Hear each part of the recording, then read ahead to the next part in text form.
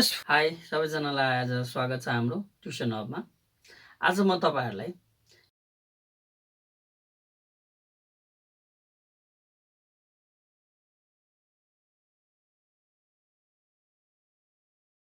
First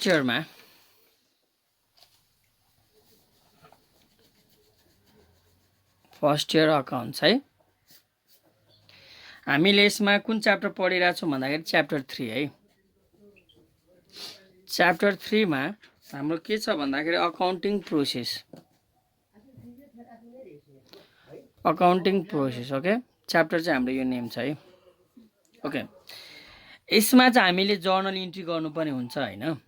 र journal इन्ट्रीमा तपाईहरुले के बुझ्ने भन्दाखेरि नेमहरु दिएको छ कि छैन तपाईहरुले हेर्ने भन्दाखेरि उले प्रिपेयर गर केही समथिङ भनेको छ कि छैन, छैन भने हैन तपाईले डाइरेक्टली टपमा चाहिँ के लेख्नु होला, जर्नल इन्ट्रीज हो।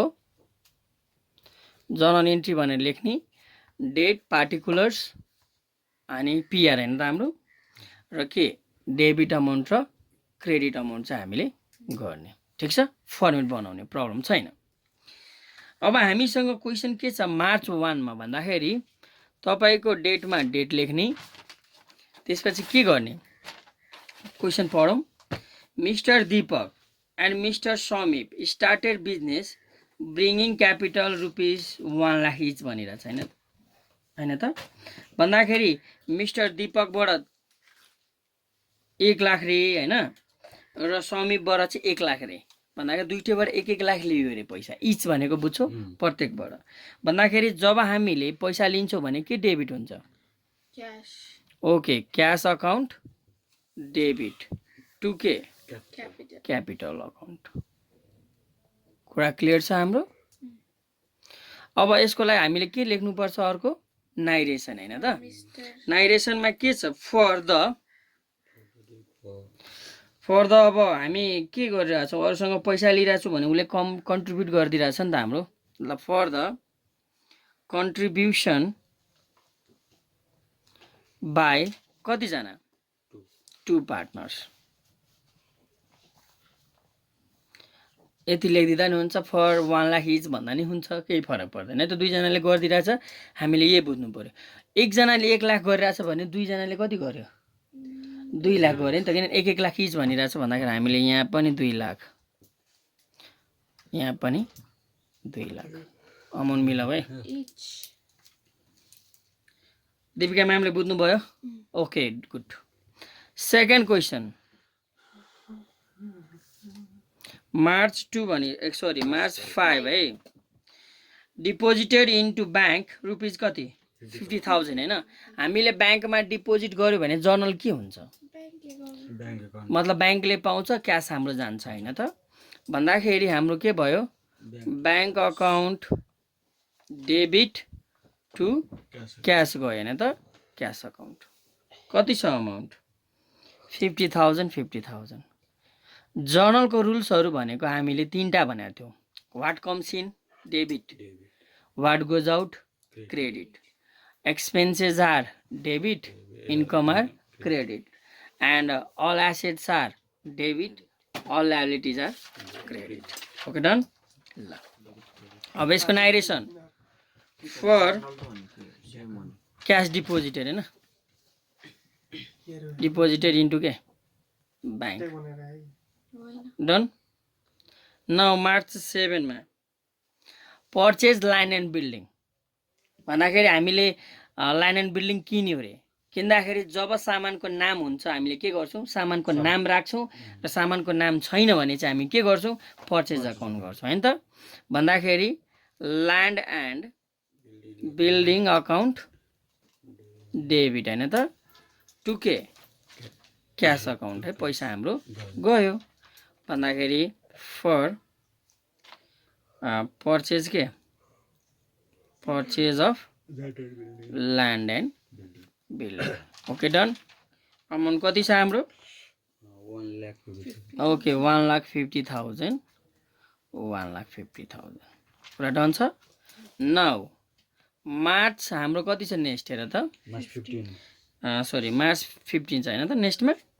र यसले चाहिँ के भनिरहेछ, sign a promissory note with a bank and took loan 50,000 अब प्रमिसरीहरू भनेको हामी के बुझ्छौँ भन्दाखेरि नि समथिङ केही हामीसँग जसरी तिम्रो अब सेयरहरू भयो केही हाम्रो सामानहरू एउटा एसेस जस्तो भनौँ न हाम्रो भएको सम्पत्तिहरूलाई चाहिँ हामीले राखेर होइन त्यहाँबाट लोन निकाल्छौँ अरे भन्दाखेरि लोन निकाल्दाखेरि के हुन्छ अमल जर्नल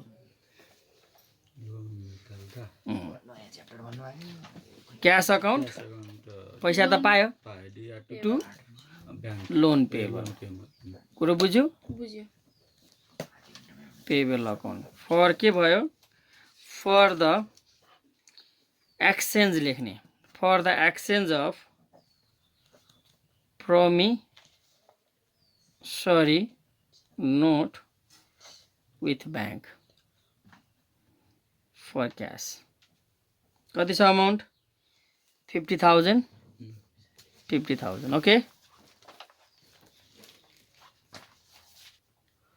21 भनेको मार्च हैन त मार्च 21 मा के भनिरहेछ भन्दा डेटमा डेट लेखौँ है भन्दाखेरि तपाईको सोल्ड गुड्स गरिरहेछ 75,000 को हैन अनि व्हिच 40% इज के क्रेडिट रे भन्दाखेरि चाहिँ 40% चाहिँ क्रेडिट भयो रे भन्दाखेरि पहिला चाहिँ हामीले बेच्यो भने के पाउँछौँ ल भन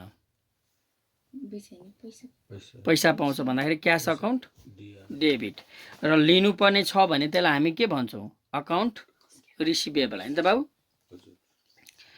मतलब पैसा त पायो तर यसमा उधारो पनि बेचेको थियो त्यही भएर अकाउन्ट रिसिभेबल भयो टु के सेल्स अकाउन्ट वा सेल्स रेभिन्यू अकाउन्ट भन्दा नि हुन्छ है हामी इजी वर्ड युज गर्छौँ फर द सेल्स कति 40% अन क्रेडिट अनि बाँकी चाहिँ के भयो 60% क्यास भयो अब अमाउन्ट निकाल्न सकिन्छ भन्दाखेरि जुन हाम्रो 75 छ नि त्यसको चाहिँ क्याल्कुलेट गर क्यास चाहिँ 60% भनेको 45,000 हो अनि बाँकी चाहिँ 30,000 चाहिँ के भयो यो भयो अनि टोटल सेल्स कति हुनुपर्ने 75,000 दीपिकाले बुझ्यो बिन्ता अब मे कति छ 22 हैन त मे 22 मा के भनिरहेछ पेड अफिस स्यालेरिज हैन त भन्दाखेरि केही कुरा तिरेको छ भने त्यो त खर्च हो नि त भनेपछि के हुन्छ अफिस स्यालेरिज अकाउन्ट के डेबिट यो खर्च भयो टु के क्यास अकाउन्ट कुरो बुझेको बुझिनु अब हामीले के गर्छौँ फर द पेमेन्ट अफ के अफिस स्यालेरिज कति हो अमाउन्ट हेर त 15,000 डेबिटमा 15,000 क्रेडिटमा हामीले यसरी राख्छौँ है त ओके अब अर्को क्वेसन हाम्रो के छ मार्च 23 है त M23 मा हामीले के गर्ने भन्दाखेरि के किनेको छ बाउट गुड्स भनेको सामान किनेको छ हैन त अनि केमा वर्थ 7,500 अन क्रेडिट रे अब किन्दाखेरि यसमा सामानको नाम छ त छैन भनेको हामी के दिन्छौँ पर्चेज अकाउन्ट डेबिट हो टु के अब हामीले त्यो पैसा त तिर्नुपर्ने हो नि त भन्दाखेरि टु अकाउन्ट्स पेबल अकाउन्ट है त बाबु अब के लेखिदिने फर द केमा किनेको छु purchase of goods on credit यही हामीले ध्यान दिनुपर्ने कुरो हुन्छ है त अब एम कति छ अमाउन्ट 7,500 अब मे 26 मा हैन त 26 मा के भनेको फेरि रे पे गर्यो 7,450 रे र सेटलमेन्ट कति गर्यो रे 7,500 रे ठीक छ भन्दाखेरि जुन हामी 7,500 मा सामान किनेको थियो नि उधारोमा त्यसकै सेटल गरेको है ल लेख अकाउन्ट्स पेबल अकाउन्ट डेबिट है to cash account to discount account मतलब जुन हामीले भर्खरै 7,500 मा किनेको थियौँ नि त्यसमा चाहिँ उसले डिस्काउन्ट चाहिँ कति भनिरहेछ मतलब क्यास चाहिँ 7,000 हुनुपर्ने तिर्नुपर्ने 7,500 तर उसले तिर्यो कति 7,450 भनेको डिस्काउन्ट कति गयो 50 है त भन्दाखेरि फर द जे भनेको छ त्यही लेखिदिने हामीले फर द पेमेन्ट अफ के पेमेन्ट अफ मार्च 23 एन्ड के डिस्काउन्ट रिसिभ 23 कि 26 मतलब 23 को उधारोको पैसा चाहिँ हामी 26 मा तिरेको भनेको भने चाहिँ दिमाग लगाउँछ है त अब हाम्रो बाँकी अझै छ 2-3 वटा ध्यान दिउँ भन्दाखेरि के छ मार्च 29 हैन त ओके मार्च 29 मा के भनिरहेछ बिल भनेको त सजिलो छ भन्दाखेरि telephone expenses account DR to के हो क्यास गयो हैन त फर के गर्ने for the payment of payment of telephone bill हैन त कति छ अमाउन्ट चाहिँ 100 रुपीस डेबिटमा 100 चाहिँ क्रेडिटमा डन अब लास्टमा हामीलाई के भनिरहेछ मार्च 30 मा इलेक्ट्रिसिटी यो पनि एक्सपेन्सेसै हो मतलब बिल रिसिभ गर्यो र पैसा तिर्यो भन्दाखेरि के हुन्छ इलेक्ट्रिसिटी बिल अकाउन्ट वा इलेक्ट्रिसिटी अकाउन्ट भन्दा नि केही फरक चाहिँ पर्दैन है डिआर टु क्यास अकाउन्ट हो भन्दाखेरि फर द के for the payment of electricity